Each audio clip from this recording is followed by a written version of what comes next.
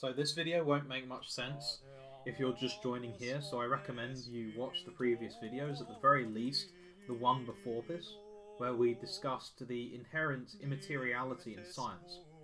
And so today we'll talk about something that's often poo-pooed in these Reddit circles, and that is the idea that philosophy can take precedence over science. Now, of course, this is naturally true, because scientism in itself is a philosophy, and therefore is naturally prior to any kind of scientific work. So even the assumption of a scientific person is ultimately a philosophical one prior to a philosophical one. But this doesn't really much give assistance, because people typically think, okay, where's your evidence? Where is your evidence? Where are your peer-reviewed scientific study? Now, peer review is a funny thing in itself, but let's talk about proof. Let's talk about peer review, let's talk about data. Now, the first thing is that the very request for evidence is in itself a philosophical assumption, because there is no particular reason why somebody couldn't accept something without evidence. We need a reason why. Now, the reason why, someone might say, if they've really thought about it, is that the more evidence that one has, the more chance that it is correspondent to reality. Now, this is somewhat true, but I also think that it's necessary that we acknowledge another kind of absolute truth, which comes from simple reasoning. And this is the kind of truth that, with 100% true premises, is derived from valid logic. I am very careful here to stress that the premises must be true first, because all logic is a language for expressing premises in different ways. So we must have secure premises before we use logic. But logic does demonstrate an absolute inexorable advance of a certain premise to a certain conclusion. So we can derive relatively certain knowledge from these sorts of syllogisms. The problem lay in the presuppositions. That is, those premises that are present in a syllogism before reasoning takes place. Now, there are very few of these that I think that we can assert for certain are actually completely true. For example, the fact that something exists, that indicates the law of identity. The fact that there is something rather than nothing asserts the law of non-contradiction. Those three even, are things that I think are absolutely certain. And from this we can reason certain things. So, for example, we can reason that there is some sort of God because we exist, and we have a certain intellectuality, and therefore we can reason that there is some kind of God, even if that God is ourselves. Now, this can be taken further. We can say things, for example, like we are surprised. We can say there is such a thing as existence, and the combination of these facts indicates that not only is existence personal, because personality is immaterial. We've talked about this earlier on, about intelligibility. The thing that receives intelligible things must in itself have some kind of capability for intelligence, and therefore cannot be physical. But also, our surprise indicates that we don't know everything, and therefore we can assert that the omnipresent God is not us, it is something distinct from us. And this goes down to different degrees of certainty until you reach things like science, right? The things that I've just stated here are far, far, far, far, far more reliable than science, for the simple fact that they aren't very specific, they rely on things that are effectively certain, and finally they don't have issues with scientific method, which are something that is often...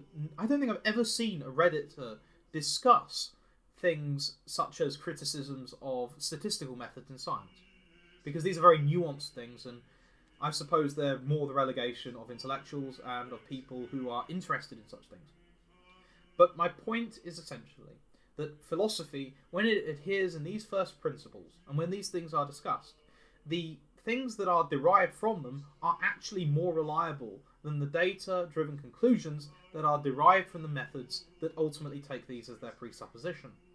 As we discussed earlier on in the previous video, science presupposes an intelligibility to the world around us. This is a philosophical assumption, and therefore comes first. And so, therefore, there needs to be a respect and a reliance on certain kinds of philosophers, specifically metaphysicians in this case.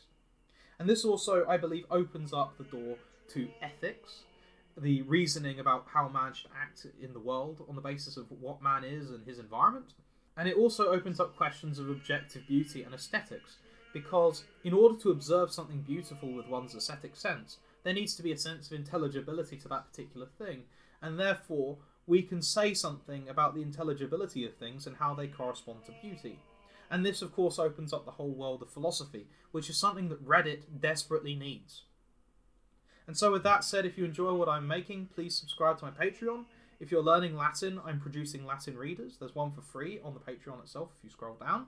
It's the first epistle of John. If you want to get more of them, you can join the Patreon.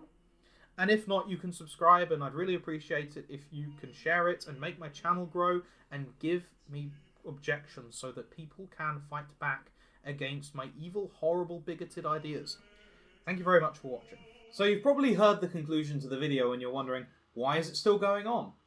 Well, as I showed on screen, there has to be a certain distinction made that I didn't make. I make it very quickly by talking about the subject versus the object, but this is something that needs to be elaborated upon further, I believe. Because the example of faith sprung to mind. There are certain things that are objects of faith. For instance, the belief in the Holy Trinity. This is in no way evidence to natural reason. This is something of faith. But there are other things, such as scientific facts about boiling points of water in various levels of pressure. These things can be known by natural reason. Now, the way of knowing is twofold. In the first manner, which is when we're speaking about the water, we take measurements and we compare it to what we already know about the world and we throw it through certain syllogisms. In terms of the second, which is through faith, we do this in a different manner. We can know through natural reason that God exists. We don't necessarily need this, but that is what we can do. We can derive a proof for the existence of God. And we know that God exists. And we see certain signs surrounding a particular person, say the person of Jesus Christ, which indicates that he has power that only God could have, that which we can know through natural reason. And this gives us an indication that this person is speaking from God's perspective, or is God himself. Because otherwise, without the direct intervention of God, these things wouldn't be possible. And then it just comes down to the fact that we know that God is truth itself. He is existence itself, and therefore he is truth. And we know that God is acting through this person. Therefore, that makes this person worthy of being listened to and treated in such a manner as if they are giving revelations from God, which by God's nature must be absolutely true. And so this is the distinction I would like to make here. When we're talking about logical reasons, and when we're talking about the reliability of certain syllogisms, we're speaking from a subjective perspective, the perspective of somebody who is simply reasoning about the world. Whereas when we're talking about faith, we're speaking about trust in a relationship, and trust in something which we know must necessarily be absolutely true from natural reason.